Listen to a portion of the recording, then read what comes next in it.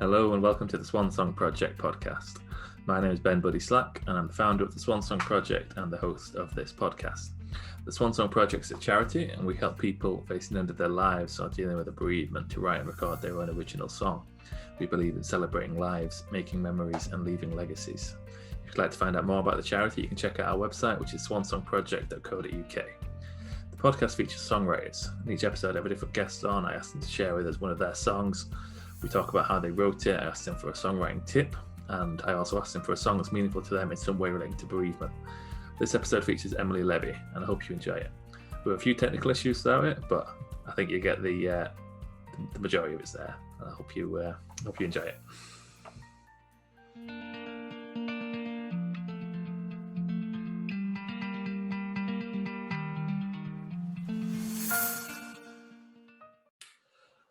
Okay, today I'm here with Emily Levy. Thanks for joining me, Emily.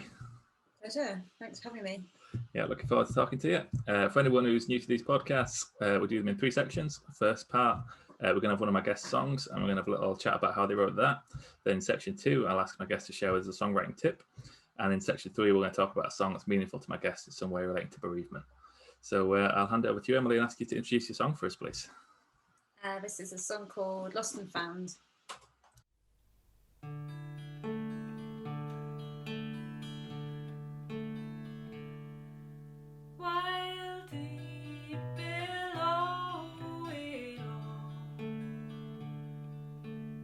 Strong, go wild, grow tall,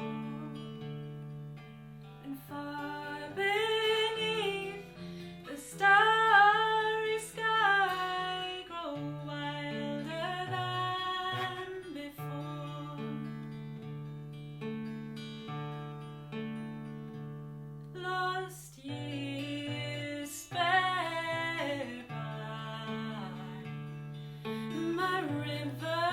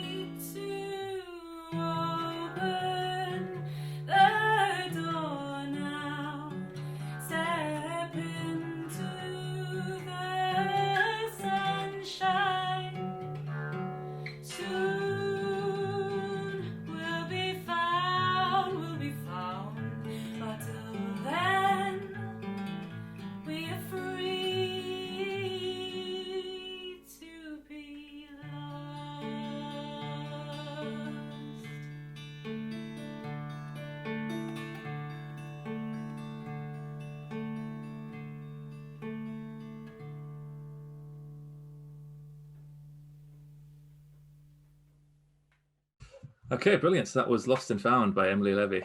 So what can you tell us about writing that one, Emily? It's a beautiful song. Thank you. Well, just I originally wrote it quite a long time ago for a dance performance. So it was a project with two dancers, and I was the musician. And the piece was about something called the Lost Gardens of Heligan. I've never been to these, I have to say, but it's Heligan's like a stately home, I think, down in Cornwall, and with massive gardens. And the gardeners who worked and the grounds people who worked on it before the First World War carved their names in a rock, in a stone wall, and then shut the door and locked it up and went off to war. And many didn't return. And for whatever reason, the gardens weren't discovered, so that part of the gardens was just left to grow completely wild and get overgrown, and people just forgot about it. And I think it wasn't until the 80s when it was like rediscovered, and this inscription on the wall was kind of discovered, and the history of it started to be told. So yes, it's a really lovely story, and it was a really beautiful starting point for the piece. And then I released an album back in 2012, and I put it on that album, kind of found a new home on that album, and also had a little bit before it, which is more of a kind of soundscape with bird noises and foley and nature and field recordings and stuff. So that blends into it, which gives it a bit of a context on the album. Nice. So yeah, so it's a nice kind of circuitous route for a song. And then I did it live for quite a long time with a guitarist, Rich Arthurs, who I played with for a long time, and he played on the recording. So it felt odd recording it for you last week because I heard all the parts that were, are normally there or used to be there on the album. So, but it was nice to do it again. Felt different. Yeah. Songs do that, don't they? When you come back to them after a while, they feel different. Yeah. And playing them in different combinations, like an acoustic version, or when you have it with different people, and the way, it's interesting in how they travel with you. Yeah, it's a cool story. I love that, the idea of just this kind of hidden garden. Do you so the inscription was just the names of the people that was found in there, was it? Yeah, I think they also wrote I can't remember the exact quote, but let those who come here not slumber, or something. Oh, nice. Something to that effect. So yeah, quite a poignant story. And just I guess the idea of somewhere being lost and wild within, like not in the wilderness, but within somewhere like a stately home, which is thought of as a really kind of normally very manicured and perfect, and actually it was just this wilderness. I wonder if the other gardeners got in trouble for not finding it sooner. What was that? Oh yeah. Yeah, I don't know the details of the story. It'd be really, I'd like to visit one day. What was it like working with on the dance project then? What kind of dance was it? And was it, so had they come up with was the dance about the gardens as well? Yeah, it was kind of one of the ingredients in the dance piece. It was great. It was a lovely project. So it was two dancers and me, and I've done quite a lot of work with dance in the past. Sometimes just writing the soundtrack and delivering it, and then it's kind of played, and sometimes being part of the performance. So this was one of those. So I was on stage with the dancers and doing some vague, not very dance-y movements. But it's quite. It's nice. It's really different. I find writing. Recent years, I've done a lot of writing for other people or different contexts, not just pure songwriting. And I really like all the different manifestations of writing, but they all do feel really different. So that was lovely to have a story to go off, and be writing it with two other people in mind. And it was part of a bigger piece, but just imagining the kind of staging of it and things like that, it's a kind of I think it takes you out of your own perspective and makes it a bit wider, which is, I think, quite nice. Yeah, definitely. How did that work process wise? And did you have had you seen the dance before and you were writing the piece to fit the dance, or did you know what kind of the dance was going to be like, or was there any kind of brief in a way of what you were aiming for with it?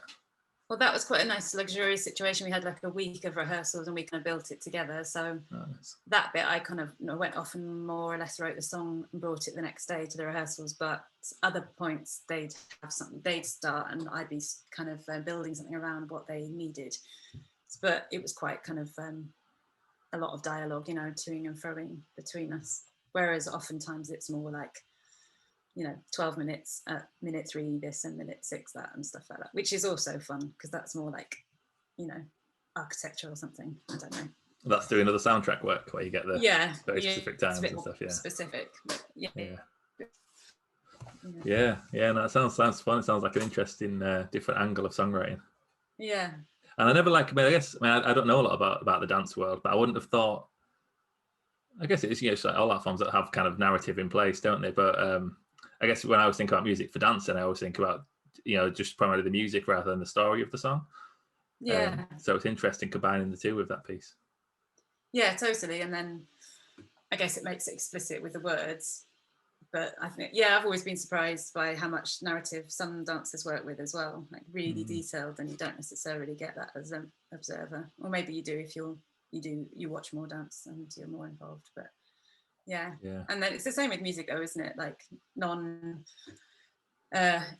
word-based, all instrumental music often has kind of quite a strong story to it that you're not necessarily, you don't need to know to enjoy it as an audience member.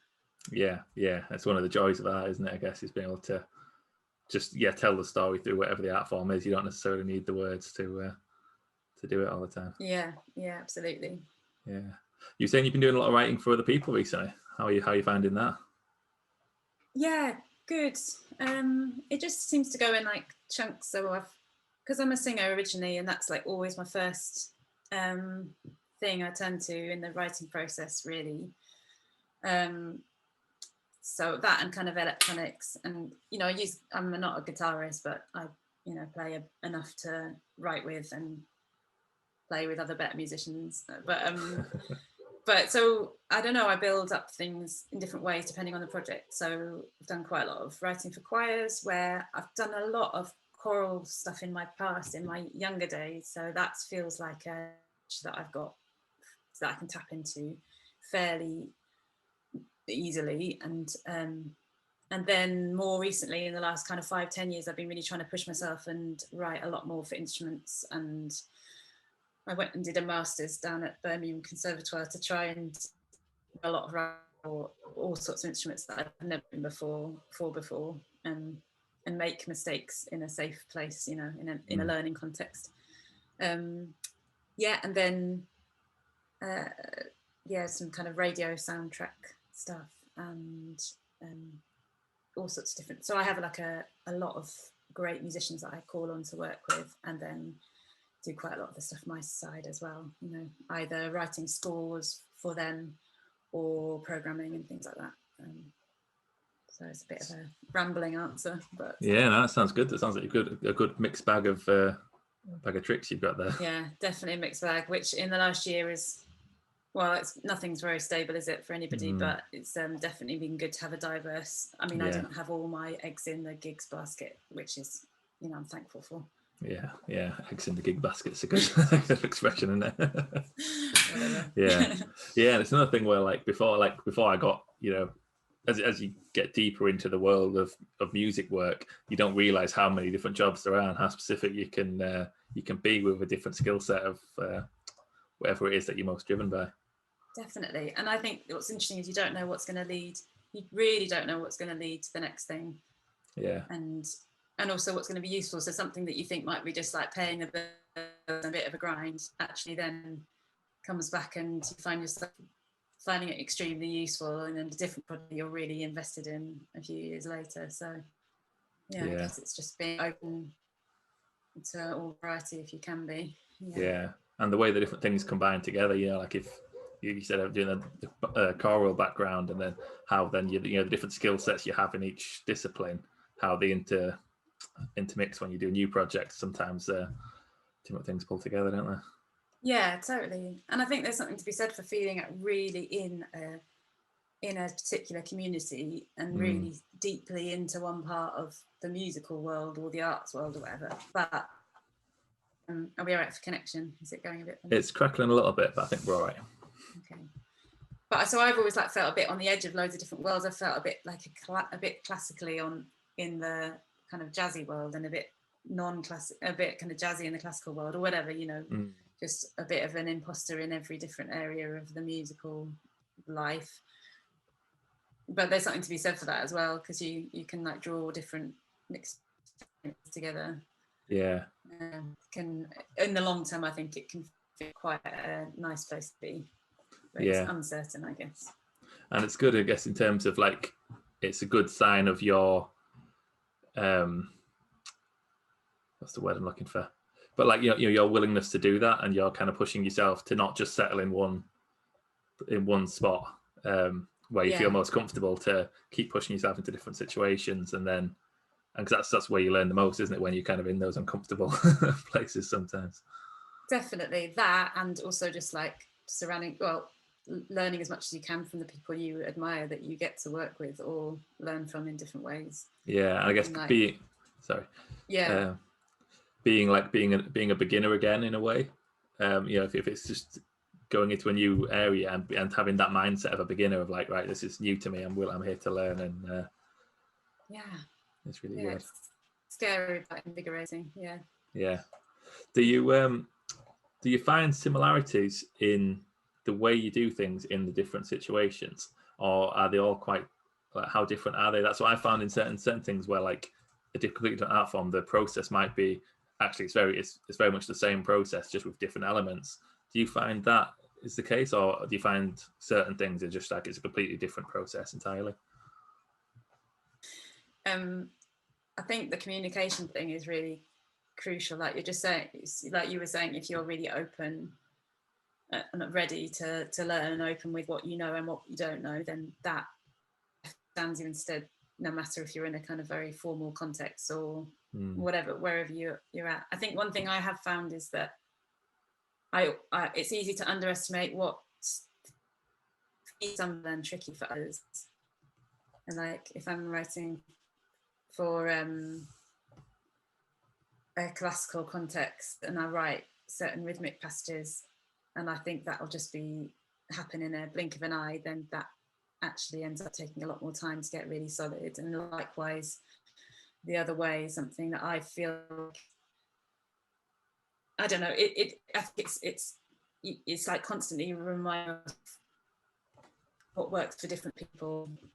If you're writing for different people, what will work for them, whilst not trying to kind of guess it, whilst trying to be comfortable with what your voice, whatever you wanna say in the piece.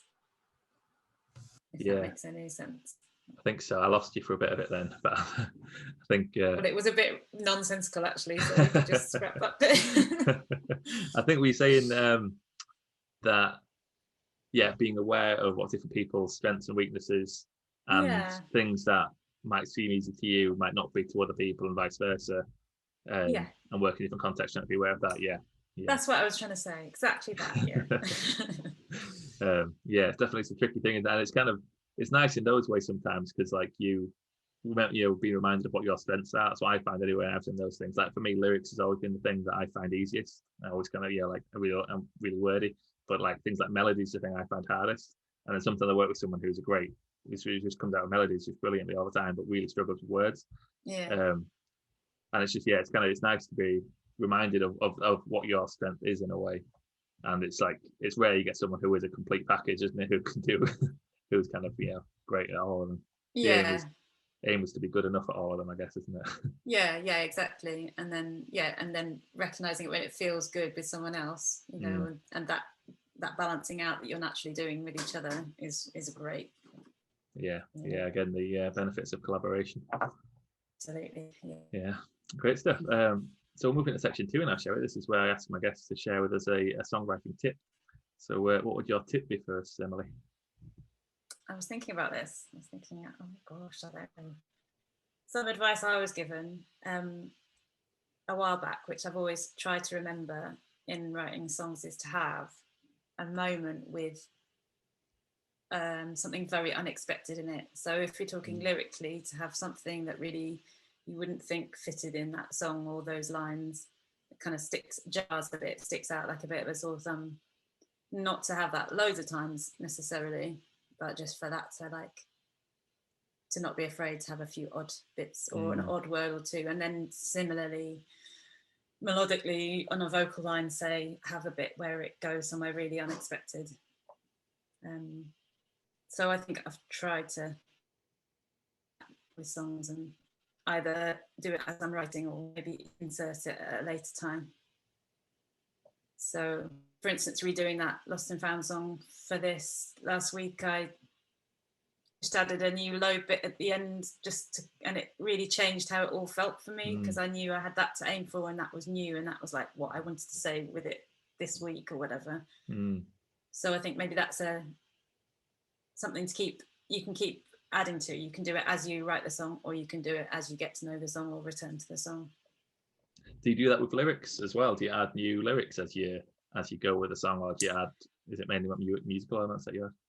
Yeah, actually, I don't really. I think I don't usually add new lyrics.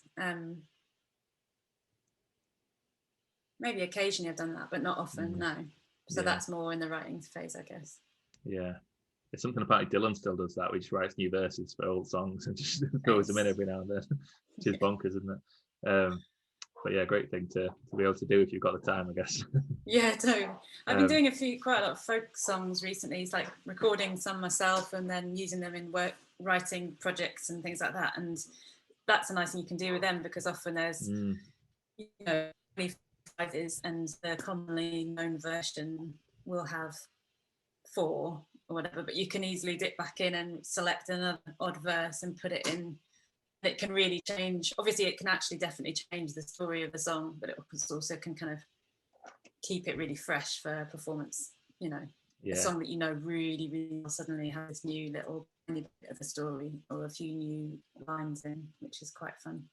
Yeah, definitely keeps it interesting for yourself performing it. Is so when you're writing songs, is that something that's kind of in your mind then, of like, do you see, like, when you're writing, do you kind of see a path of like, this is the kind of way this song looks like it's going to go, and then think of something unexpected to throw in? Would that be a way of, is that, or is it like a different way you go about doing it? I think it's a really good tip, and it's something like, I've heard that thing with songs where people kind of like, you like a certain amount of familiarity, but there needs to be something different about it as well. People want a song that's kind of isn't completely new and different to them, but isn't the same as everything else I've heard either. So it's getting that right amount of like, say, the kind of unexpected thing. Yeah, and I guess that's really different for everybody. Like, some people who naturally want to put a lot of variation and ornamentation into their lines, that's something they're doing continuously. That's kind of part of their character of writing, I guess. Whereas I'm much more kind of, here's the melody and this is more or less how it goes. So I think for me it feels quite radical to put in a little deviation of like melody or something. But no, I'm quite bad with having a plan before I start songs. So I wouldn't say that I think maybe with verses, when you're kind of getting variation naturally because of lyric changes, then that becomes an obvious point to let the line go somewhere new for a particular verse. And then choruses, obviously it's like a natural need for variation as the song develops. But yeah, there are masters of it plenty to learn from, aren't there? Yeah. Do you often start with your melodies when you're writing, or do you start with your lyrics? I start with melodies, I think, but I have like books of or voice notes, or just like notes on my phone of like endless lyrics. So I just kind of dip in, and I might have a kind of story or an idea for a song, and then dip into those records, and then get led more by the melody, I guess, as well. Yeah, sounds like a good way of working. Good stuff. Yeah, it's good. I've been playing quite a lot with a band recently, and that's interesting because a folk band called Colour of Light, and quite a few of us write this song, mainly a guy called Paul Naylor who writes a lot of the songs, and but we've started to do a little bit of writing together, not loads, but that's an interesting process and not really one I've done before. So I mean, at the moment, the most we've done is like he's written a song and then I've added new elements to it as a kind of, and it becomes more of a duet, but a duet of writing as well as a performing duet. But that's a process I'd definitely like to explore more as well. I'm not generally one for like sitting down in a room and kind of coming up with stuff with other people. I'm fine with that, like improvising musically and stuff, but not like writing a song with somebody else. I haven't done that much. I'm a bit of a hermit when it comes to writing. But yeah, it's definitely something I'd like to explore more, because I think then that's, there's loads of possibilities that open up. Yeah, and is that going back and forth with different bits of with lyrics and melody? Like he'll send you a verse or something like that, and you'll add a bit back, or yeah, particular elements. Yeah, but then it's like where the point of the ownership of the story comes, isn't it? And then and sometimes that's fine. You can just keep it theirs, but you can just add to it, like put an extra layer on it or some decoration. But then it like at some point, if it becomes a joint, like no, it should go in this way, that becomes a very different process. So yeah. I found it really interesting. Are you doing, is that kind of narrative songs, and or is it? Well, again, so he's quite narrative led with his songwriting, but and not explicit. Do you just come up with a story before writing, or do you just start writing and see what story comes out of it? I think I don't know what I think we should talk to him, but I think what if he's got a story, and then the words I might add might be kind of a bit of a commentary on it, or another angle. That's one we've done in a couple of songs. Or I've started with a few ideas, and then he's written some verses just on the same idea, and then just kind of interwoven them together. Yeah, it sounds interesting. I was thinking, like, I did an album a few years ago with a friend of mine called Siobhan Donnelly, and that was a very narrative album. But with that, we had like a big picture story for the whole album, and then so each song we'd kind of come up with the story of that song and write it. But then I was just thinking then, like, how interesting it would be to do a song where one person started a narrative, but the other person doesn't know where it's going, just to see where it would go together. Yeah, that'd be good. Yeah, I'm sure that's been done. Yeah, it sounds good. And the other thing I've been doing recently is working a lot with speech and in interviews with people. So a bit like this, for having a chat with the project I'm doing at the moment is about like home and belonging. So I'll have long chats with people on those themes, and then use the audio as part of the ingredients of the music. But then you start to have the possibility of conversations between people who've never met, so they're talking on the same subjects, but like combining their speech. So another step away from solo songwriting as well. That sounds really interesting. What's that project called? It's called Songs of Belonging, and it's so it's speech and animation. A visual artist is involved. She's doing kind of animation and graphics, and then a small ensemble of musicians, so a string trio and two or three vocalists. So that sounds great. Yeah, it's been one of those lockdown pushing, millions of rearranging, pushing back, but we'll get there. Nice. Is that available online somewhere? Can we?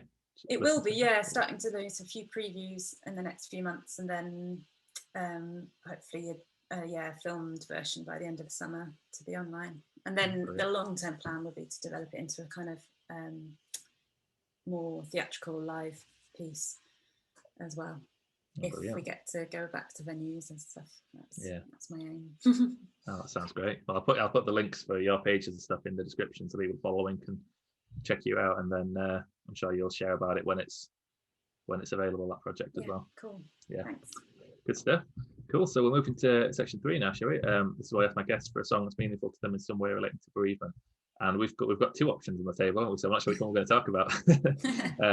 But it's up to you. I'll do whichever one. We'll probably have time to have a quick chat about both of them if you want. But this is symptomatic of my inability to make decisions.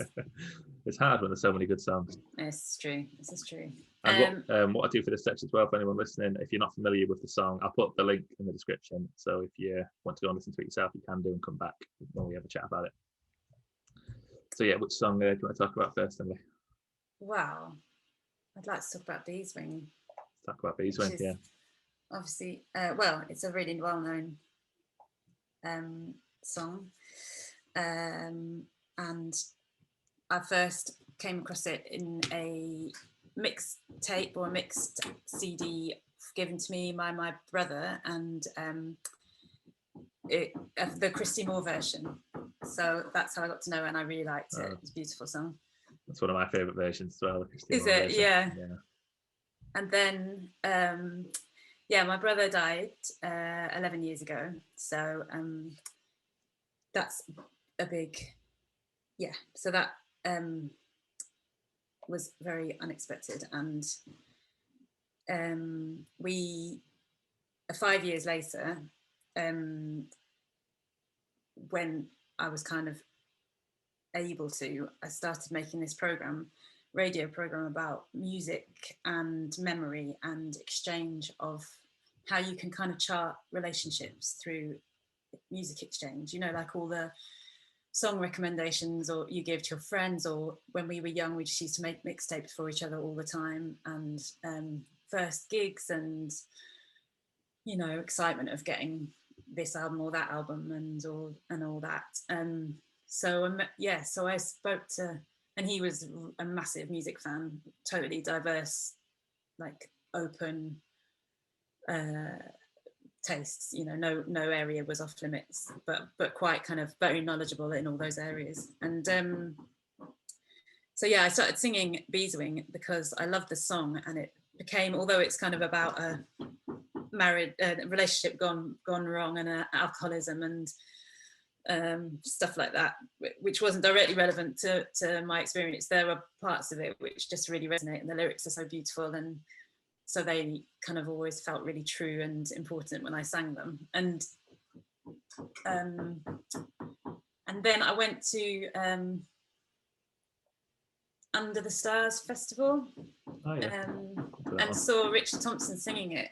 Wow. And I don't know whether I knew, I may just have not known that it was his song, not Christy Moore's, but he started singing it, and it was just this kind of, and I had my daughter with me, she was a baby at that point, so I was kind of, I think I was surprised by him. I wasn't expecting it, when you're primed for hearing something, and then when you're not, it kind of affects you in a very direct way. So it was just this kind of, I was really aware of this circularity of songs and what they can do. So this version my brother had given me of Christy Moore's led me to singing it. We're holding him in my mind while I was singing it, and then hearing it from Richard Thompson, who'd actually written it. And I don't know, it was just loads in that for me about kind of passing on of music and love, essentially, I guess. Yeah, that's a beautiful story. And it's just like, I think it's one of the best narrative songs of all time. It's just like, it's the way the story is just so beautifully told in it, and as you say there, like it's quite a specific story, isn't it? It's a very specific story about this relationship, but also it feels so accessible to so many people, and it's one of them songs that I find, like, I get emotional listening to it or playing it, and I don't know why sometimes. Just certain things about it just get me. It's just a remarkable song. And I think when I got started singing it and got to know it, I didn't know how well known it was, and I started singing more in kind of folk contexts, and like kind of round the table folk nights and things, and people would sing it often, but certain songs, aren't they, were you really sure? Like, I think for me, say Blue, I would never sing or singing her music, because it's just like, don't even try, don't go near that song, it's off limits. So I think probably if I'd known, and that probably is maybe also one like that, but because I didn't know the kind of weightiness or how well known it was, I didn't have any of that baggage with it. I just kind of, and because of its resonance with me, I just was like, I'm going to sing it, and didn't judge myself too much on it, or feel too full of trepidation or anything doing it. It was just felt like a right to sing it, which is quite nice when you feel that with songs, I think. Yeah, especially when there's that personal connection you mentioned with it, of it coming from your brother. Yeah, it's beautiful. I'll put the link for Beeswing in the description. If anybody who's listening to this isn't familiar with Beeswing, I recommend listening to all the versions of it. But particularly the Richard Thompson original and Christy Moore's version. It's just stunning as well. And should we have a quick chat about the other song you chose? Because this is one that I wasn't familiar with, but I've really enjoyed listening to recently. She sent me over. So Joy of Living, which is Ewan McCall's song, as so many amazing songs are. You don't know that they're Ewan McCall songs, and then you're like, oh, right, another amazing Ewan McCall song. But I didn't learn it from his version. I've forgotten, and I meant to look it up, but I didn't. The version I learned it from. But I just heard it on an album, quite liked it, and then again, it's related to my brother. Although I've always I used to get kind of teased a lot by friends and people for writing a lot about death, because it's like always featured in a lot of my music pre my brother dying, so not all related to him. I think I lost quite a lot of friends in my 20s, so it was probably mainly to do with that. And then kind of a lot of those songs became relevant in new ways, you know, through my 30s, as I was kind of like growing onwards from that. But that's a slight segue, a slight off-piece moment. But yeah, the joy of living. I went to, not long after he died, he was a keen climber and walker. So I went with some of his friends to Skye, where he liked to go and climb, and was doing some my foot, thing bad. I didn't break my foot. It meant that I couldn't do any more climbs or big for the rest of the trip. So I had a lot of time on my own unexpectedly. So and I was pregnant with my daughter at that point. So I had this walk around a forest, like a 10-mile walk around a forest, which I did really slowly at my own pace. And I suddenly thought, because the song Joy of Living references all the mountains and hills, all the big mountains and hills in the UK. It's a really beautiful song about like acceptance of death, really, and passing to the future generations, to your partner and your children, and saying, you know, soon you'll fly home, like this is time, take my strength and move on and make it your own, kind of thing. It's quite a few verses, there's quite a lot of lyrics. So I was 10-mile walk learning it. I had my like iPhone or whatever it was back then and headphones, and just like learnt it through this whole walk, which was beautiful sunshine, and could see some of the biggest peaks of Skye as I was walking. So it was like this really beautiful experience of learning a song. And yeah, so, and I put it on my album, a cover with Matthew Bourne, who's a beautiful pianist that Leeds based, who I've been lucky enough to have as a friend and colleague for some years. And yeah, I've actually ended up singing it at quite a few people's funerals, which is because people have liked it, and I'm happy to contribute if that's something they've liked. But yeah, it's an amazing song. Yeah, it's a powerful song. That sounds like a beautiful way of learning it, of a nice walk. Yeah, very fitting. I imagine that was quite an experience. It's like one of those memories that it's just captured. Yeah. It's a very big song as well, and it kind of covers a lot of ground in it, doesn't it? It feels like it's a very very like complete, and full's the kind of word I'm thinking of, but like not full in it. That's quite right. You know what I mean? It kind of like it encompasses so much and says so much in it in such a kind of great way. Totally. And I think those songs, you just want to get to the point where if you're singing them, they just feel like almost yours. They feel so natural that you don't have to worry about like which of the words are next and all that. It's just to feel like, pretend you had the skills to write that, you know. yeah, it's a beautiful song. So I'll put the link for both of them in the description again if people aren't familiar with it. I've listened to it. It's a really lovely song. How do you find playing at funerals?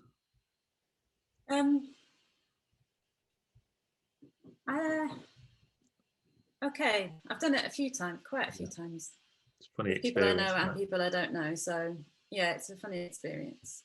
I think it just feels like more than anything, it's like a privilege to be part of that kind of bearing witness, and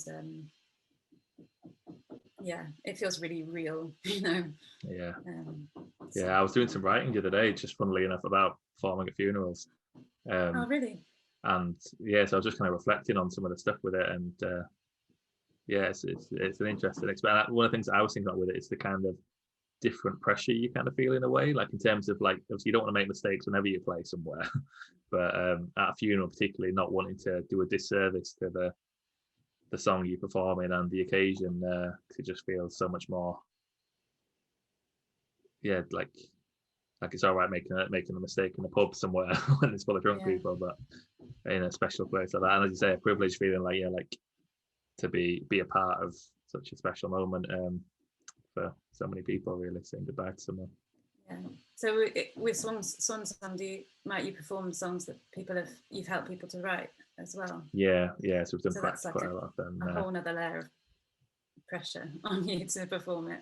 Yeah, so some of them have been again kind of very special experiences, but yeah, very powerful, memorable ones. Yeah, and a lot of and times in a way, like, mistakes don't really matter. Obviously they matter to you as you're doing it, but it's the last place where anyone would mind a mistake. Yeah, I guess it's kind of making sure you want to do the song justice for the person. Interesting places to perform. Yeah, brilliant. Well, thanks a lot for your time, Emily. It's really nice to talk to you. We've had a few technical glitches, but I think we've got the gist of it. I think people will be able to make out everything. Like really bad Wi-Fi. Our neighbours are getting their roof done, so like there's some banging, all the rest. But yeah, it's really nice to talk to you. And I'll put the links to your different projects and stuff in. Is there anything else you've got going on that you want to mention before we finish? No, I'll just send you a few links for a couple of things coming up. Yeah, cool. I'll put all the pages in so people can follow you after listening to the episode. Nice. So thanks a lot for your time, and thanks for tuning in, everyone. I'll be back with another episode soon. Cheers, bye.